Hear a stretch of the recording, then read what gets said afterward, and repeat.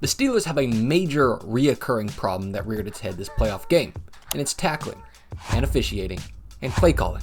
But the one I'm going to talk about is punting. I've said it once and I'll say it 1,000 times. We just don't know game to game if we're going to get Pro Bowl looking Pressley or toilet bowl looking Pressley. And let me lay the groundwork for you, okay? Coming into this game, he was 35th in the nation for gross average, which for those of you keeping it at home would not be considered good, seeing as there's only 32 starting punters. Bottom 6 in net average is the other stat that's not going well for him, and this isn't in fact his first year underperforming. You could make the claim that he's been right at about average or below average all 3 years, but his regression from last season to this season in every feasible category is just bad.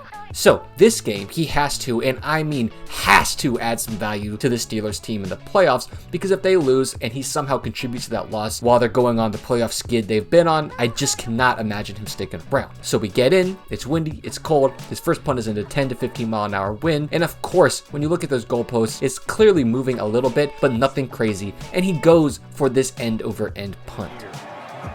Which, let me explain why this is so bad, okay? I'm gonna have to put the mic down. When you punt a ball like this, end over end, it's gonna spin like so, which is gonna expose the fat part of the ball to the wind, right? And decrease the aerodynamics, unlike if you hit a spiral and it spins like this, now you're getting more of that nose, it'll pass through the wind a lot easier. And the only reason you're gonna kick this is because, quite frankly, you're scared to hit the spiral because the wind is moving it, it's a harder ball to hit. But the thing is, as a punter, you cannot punt scared to hit the best ball for the situation.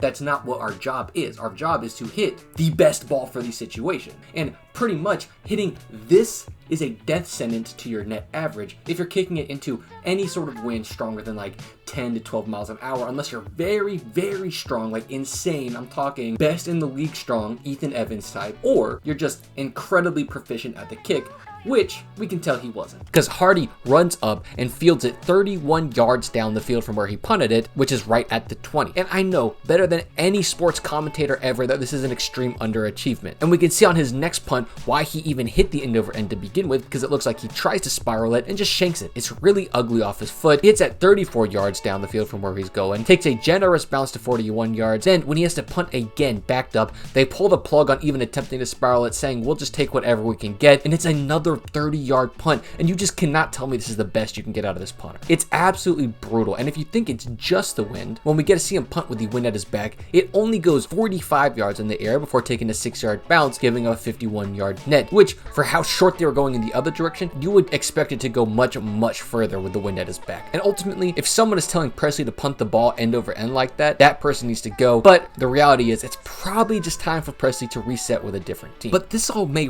really be caused by a curse, the Ray Guy curse. And if you want to know more about that, I just made a video about it right here, talking about how people who get this award in college end up usually having a little bit of turbulence in their NFL career.